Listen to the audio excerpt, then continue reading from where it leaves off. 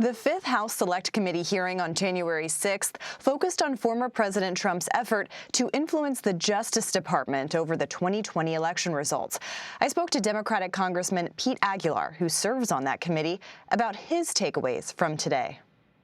So first, Congressman, what has struck me so much about these hearings is the way in which you all are relying on conservative voices, Republicans. I remember when you were leading the questioning, you even handed it off to a Republican attorney. What is the significance of that? Well, the significance is that these are folks who were sitting in the witness chairs today who were Republican appointees to the Trump administration, to the Department of Justice, but they had their limits and they were guided by the Constitution and the oath that they took. In our hearing, we had the Vice President's general counsel as well as a former conservative jurist, and you're right, I did hand it off to a former United States Attorney, John Wood as well.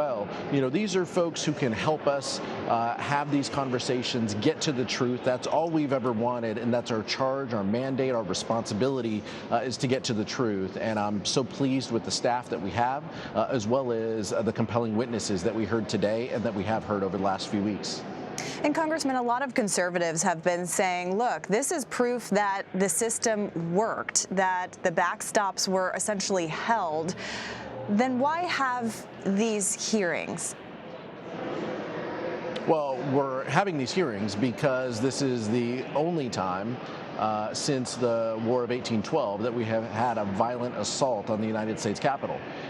And this was a federal judge who indicated earlier in the year that this was a coup in search of a legal theory. So that's why we're having these hearings. The importance is, just like Adam Kinzinger said today, though, have we done enough to make sure that this can't happen again? Or will a president just install loyalists who will do exactly what he says?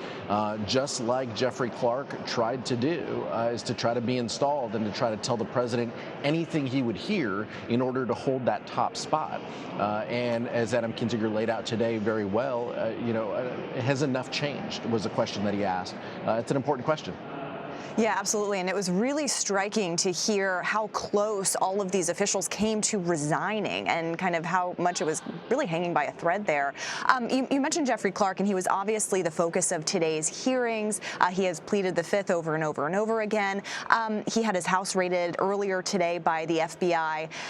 Listening to the testimony from these DOJ officials today about Clark's actions, how worrisome do you find them, these actions trying to essentially help former President Trump circumvent the election? Well, he was clearly at the center of this effort. From the Department of Justice perspective, Jeffrey Clark was there at every step of the way in the 10 days leading up to January 6th. As the doors kept shutting on the legal side of the president's challenges to the election results, Jeffrey Clark was there supporting every conspiracy theory at the Department of Justice, indicating that they can and should do more, even though that was a violation of the department rules as well as a violation of the oath that he took to the Constitution. So I think it's very fair to say that his actions were at the center of a lot of these efforts. But clearly, what we have laid out is that time and time again, the president himself was at the center of a lot of these decisions and actions as well.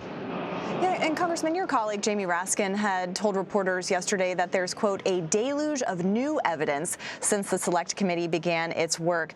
Can you kind of characterize some of that evidence and kind of walk us through how you're sorting it all out?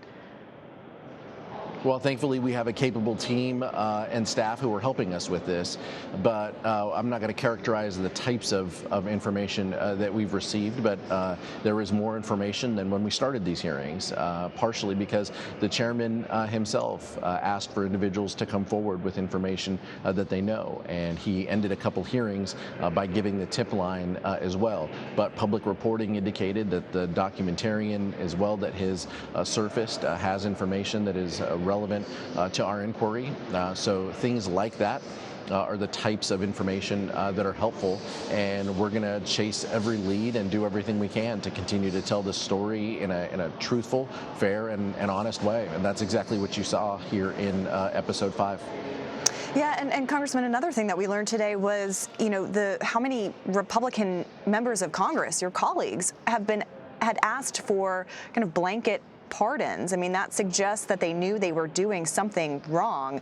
Matt Gaetz, for example, who from Florida, of course, is a staunch supporter of former President Trump, asked for a pardon. Can you tell us anything about why a current member of Congress may have asked for such a thing? And I know you have tried to have them comply with subpoenas for the committee. What are kind of the next steps for that? Do you need to hear from them?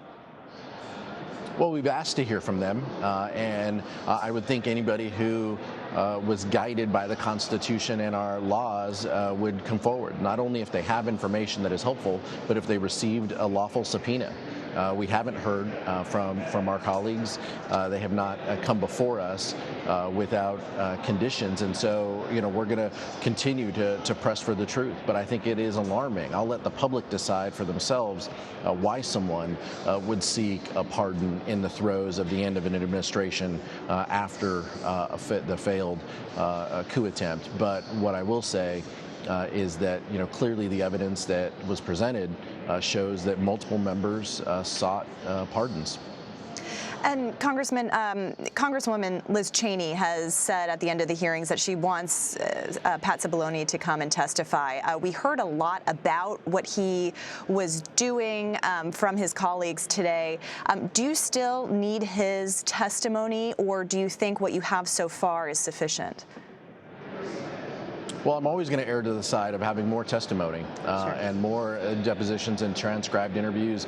We've had over 1,000 so far interviews to date, but clearly the White House counsel is Adam Kinzinger, my colleague, laid out today, had a lot of thoughts and played a role in these discussions, and so we'd obviously love to hear more. Congressman, thank you so much for your time. We really appreciate it, and we look forward to talking to you soon. Thank you so much.